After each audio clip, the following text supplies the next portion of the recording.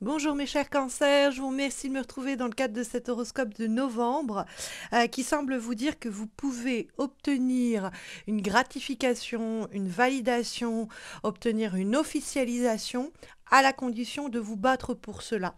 On trouve en effet la carte du 5 de bâton dans les énergies qui vous sont profitables, donc des actions, des attitudes à adopter ou à mener.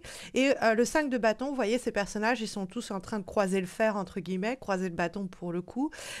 Et c'est effectivement l'idée de réussir à, quelle que soit votre nature, vous affirmer dans un cadre peut-être où les opinions des autres sont déjà assez marquées.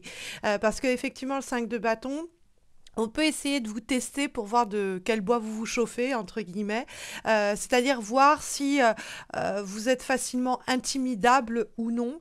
Dans le cadre où justement vous savez ne pas vous laisser marcher sur les pieds ou vous laisser faire, on pourrait vous ficher la paix ou on pourrait vous donner peut-être satisfaction ou peut-être plus de responsabilité dans le cadre d'un projet, etc. Le 5 de bâton, c'est des personnes qui aboient beaucoup, mais ne mordent pas. Mais ils aboient pour nous effrayer. Et si on montre que l'on n'a pas peur, si l'on montre que leur technique et leur stratégie ne marchent pas sur nous, ils vont finalement peut-être nous laisser en paix ou nous respecter, peut-être même, et nous donner ce que l'on désire.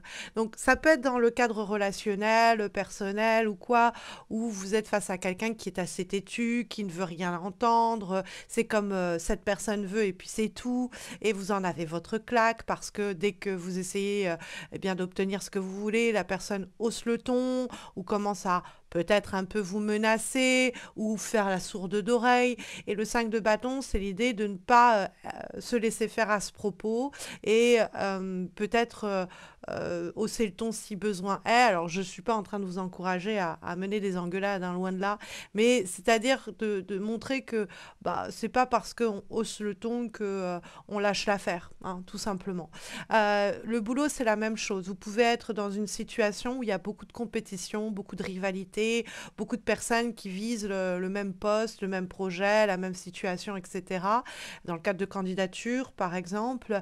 Et de la même façon, il ne faut pas être intimidé par la concurrence. C'est vraiment l'idée, ne soyez pas intimidé par la concurrence, par les personnes qui visent les mêmes objectifs que vous, par des collègues qui la ramènent beaucoup, puis derrière, en fait, qui n'assurent pas franchement. Il y en a, ça peut être vraiment que de la gueule, comme on dit. Donc ne vous laissez pas avoir par ces faux semblants où on est face à des gens qui roulent des mécaniques mais derrière ils assurent pas du tout. Le 5 de bâton, si vous arrivez à faire entendre votre voix, à taper un peu du poing sur la table dans une situation ou une relation donnée et à pas vous laisser un peu voilà, bouffer, vous allez obtenir gain de cause parce qu'on a la carte du pape, on pourra même obtenir le respect que l'on mérite, le contrat que l'on désire, l'officialisation d'une relation que l'on veut, ou que quelqu'un en fait nous dise ok d'accord, tu as gagné, hein. Il y a quelque chose comme ça avec le pape parce qu'on mène une action forte, parce qu'on mène une initiative qui est forte. Alors tout cela, cela peut se produire avec un signe d'eau comme vous. Donc quelqu'un cancer, mais sinon quelqu'un scorpion ou poisson. C'est éventuellement possible parce qu'on a le roi de coupe dans les obstacles. Donc ça peut être un signe d'eau comme vous, ça peut être un homme, mais le roi de coupe va surtout signaler quelqu'un qui est en position de pouvoir, quelqu'un qui a de l'autorité ou quelqu'un qui normalement devrait avoir le dernier mot ou va trancher ou décider ce qu'il en est. En tout cas, qui se pose comme ça. Et comme la carte est dans les obstacles, c'est face à peut-être à cette personne que vous devez tenir debout, droit dans vos bottes et pas vous laisser bouffer. C'est peut-être pour faire en sorte que cette personne ait moins d'influence, moins d'emprise, qu'elle n'ait pas le dernier mot, qu'on vous invite à vous affirmer. Le roi de coupe, néanmoins, ça peut être plus simplement vous, hein, évidemment, vous êtes signe d'eau. Et le roi de coupe, quand il pose problème, ça peut être trop dans l'émotion, trop dans l'intériorité, on va dire. On intériorise beaucoup, on laisse nos angoisses, nos peurs, nos émotions prendre le dessus, prendre le meilleur de nous, quand on nous dit d'agir très clairement avec la présence des bâtons dans les éléments positifs et en vibration.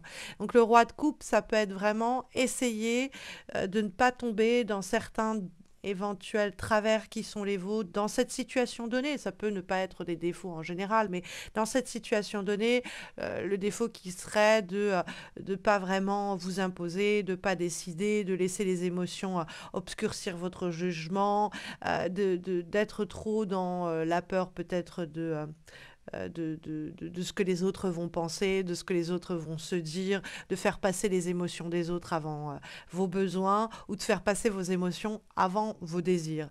Ah, il peut y avoir une nuance qui est peut-être complexe à prime abord, mais entre ce que l'on ressent et ce que l'on veut, il peut y avoir une béance et qu'il faut absolument combler, c'est-à-dire ne pas laisser nos émotions du mois de novembre bouffer nos désirs futurs. C'est-à-dire que je ne sais pas si je vais y arriver, je ne sais pas si je suis appréciée, je ne sais pas si j'ai les capacités, des émotions comme ça qui pourraient vous amener à douter de vous, alors que votre désir vraiment le plus sincère et le plus profond, c'est de décrocher ce poste, c'est de séduire cette personne, c'est d'officialiser cette situation, de régulariser cette problématique.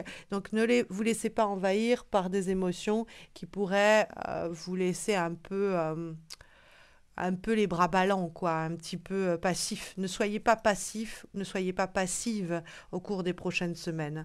Hein. On a en effet cet as de bâton qui apparaît en vibration, ce que les énergies ressentent autour de ce mois de novembre, les cartes ressentent en termes énergétiques, et l'as de bâton, c'est vraiment l'idée d'entreprendre. C'est une carte qui, par essence, est vraiment là, on y va, on ose prendre les devants. Il y a avec la carte de l'as de bâton des initiatives puissantes qui doivent être menées, qui peuvent mener à un nouveau départ, une nouvelle relation, une nouvelle étape, un nouveau projet.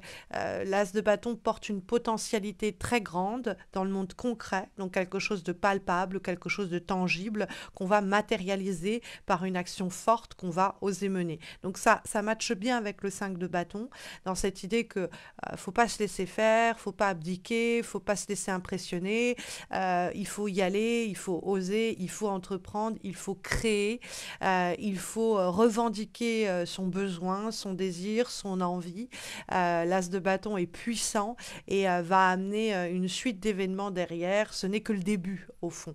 Et donc ça, c'est une porte que l'on pousse ou que l'on force à s'ouvrir, peut-être même, que l'as de bâton va augurer. C'est aussi une carte de pulsion, une carte de passion. Hein, c'est l'ardeur qui peut être signifiée par l'as de bâton parce que c'est le feu. Donc, on peut vous dire, faites preuve de passion ce mois-ci, faites preuve d'ardeur dans les actions que vous entreprenez, dans les situations que vous rencontrez, dans les relations qui sont les vôtres. Ça pourrait franchement payer, puisque on a le pape qui est en guise de direction pour votre mois de novembre. Quand on le met en rapport avec le roi de coupe, c'est intéressant parce que le roi de coupe est quelqu'un en position de pouvoir et d'autorité, il peut poser problème en novembre, mais le pape, soit c'est quelqu'un au-dessus, c'est-à-dire que par exemple, vous avez votre N+1 qui vous casse les pieds, mais vous avez votre N+2 qui va vous ouvrir les portes du succès, parce que vous ne vous laissez pas intimider par votre N+1, par exemple. Mais ça peut être sinon changer un peu l'attitude de ce roi de coupe, c'est-à-dire que bon, au début, il était plutôt contre votre volonté, et puis vous finissez par faire tourner les choses. Vous ne vous laissez pas faire, vous réussissez à le convaincre pour qu'il vous donne son laissez-passer, pour qu'il n'oppose plus son veto, pour qu'il vous donne sa bénédiction ou pour qu'il se lance avec vous dans cette aventure. Hein, la carte du pape, c'est quand même vraiment l'idée d'une validation. Donc ça peut être vraiment cette personne-là, éventuellement si le roi de coupe ne vous concerne pas directement, mais concerne quelqu'un de votre entourage, qui peut changer d'avis grâce aux actions que vous menez. Donc vous avez quelqu'un qui est réticent à se lancer là-dedans, à changer de comportement, à vous ouvrir les portes pour ceci ou cela, mais vous n'avez pas dit votre dernier mot, 5 de bâton, vous menez des initiatives et des actions qui vont faire que la personne va finalement vous ouvrir les portes que vous espériez justement ne pas être fermées et qu'il semblait l'être en début de mois, par exemple, hein. Donc le pape, ça peut être ça. Après, ça peut être l'idée de ne pas se laisser aller à certaines émotions qui pourraient nous amener à abdiquer là où, au contraire, il faut y aller.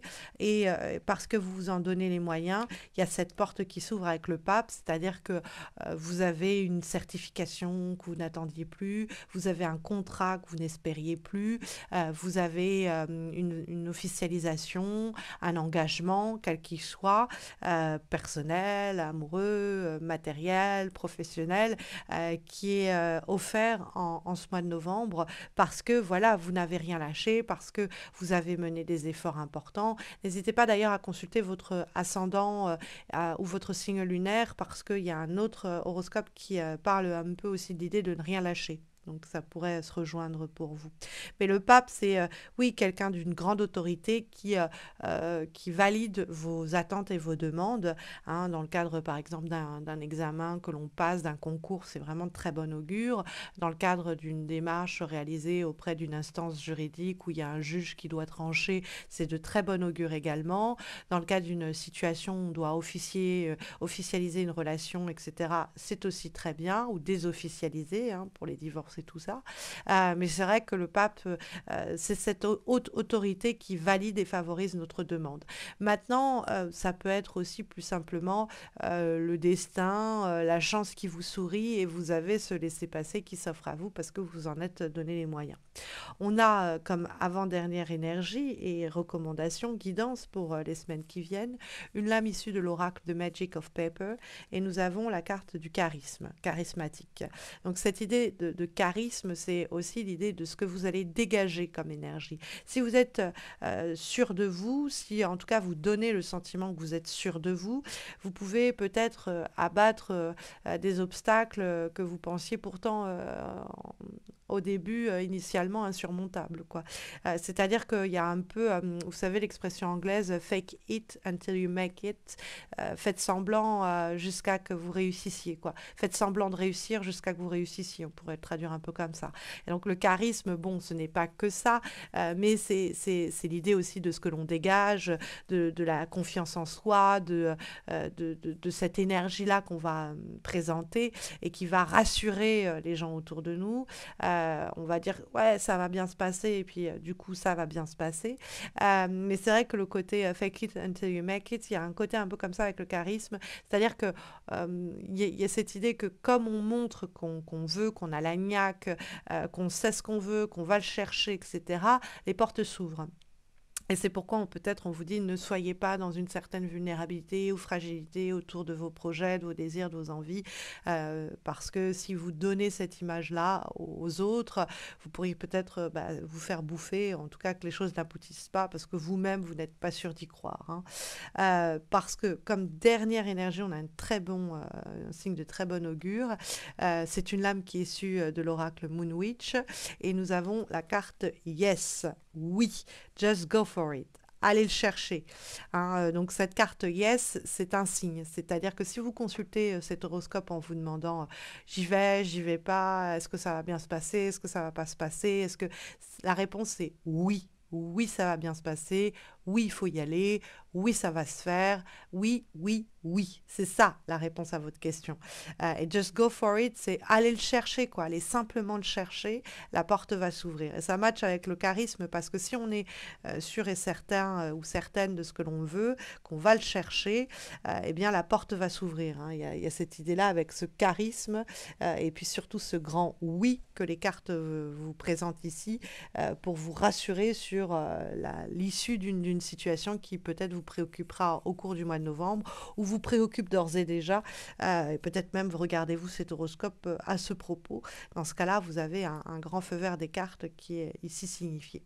Donc j'espère que ça vous accompagnera au mieux et saura vous rassurer sur le plan sentimental, relationnel. Je vous avais dit que j'allais poster en octobre des guidances. Je n'ai pas pu le faire. Comme vous le savez peut-être, je suis jeune maman d'un bébé d'à peine 2 mois. Et donc de trouver le temps pour faire ces 12 vidéos, ces 12 guidances amoureuses, alors que je fais déjà les 12 vidéos d'horoscope, ça a été très complexe. Néanmoins, je vais le faire en novembre puisque je reprends complètement mon activité de tarologue le 10 novembre. Là, j'étais encore en congé maternité avec un petit bout dont je devais m'occuper. Mais là, je vais arriver à trouver le temps pour faire des guidances amoureuses sur cette fin d'année et voir aussi quels sont les enjeux du début d'année prochaine. Donc n'hésitez pas à vous abonner pour ne pas les rater. N'hésitez pas à laisser un commentaire, à liker cette vidéo parce que vous imaginez bien que trouver le temps et le silence pour réaliser ces horoscopes alors que j'ai un bébé de 2 mois, c'est un peu complexe, c'est un peu casse-tête en termes d'emploi du temps, mais j'y arrive néanmoins. Donc le moindre des encouragements est bienvenu. Et puis, comme je vous l'expliquais, je suis de retour avec ma pleine activité de tarologue le 10 novembre. Donc, si vous avez besoin d'une consultation en direct, de tirage personnalisé, de vous former au tarot ou même d'une thérapie psychomagique, n'hésitez pas à consulter mon site missmojorising.com. Vous trouverez le lien en descriptif de cette vidéo. Dans le descriptif de cette vidéo, vous trouverez d'ailleurs aussi les liens de mes pages Facebook et Insta sur lesquelles je présente chaque semaine des guidances, donc hebdomadaires. N'hésitez pas à m'y retrouver. Et puis, bah, écoutez, je vous retrouve moi courant novembre pour les guidances amoureuses, fin novembre pour les derniers horoscopes de 2023. Et bien sûr, après, on continuera pour 2024, mais on est déjà en fin d'année.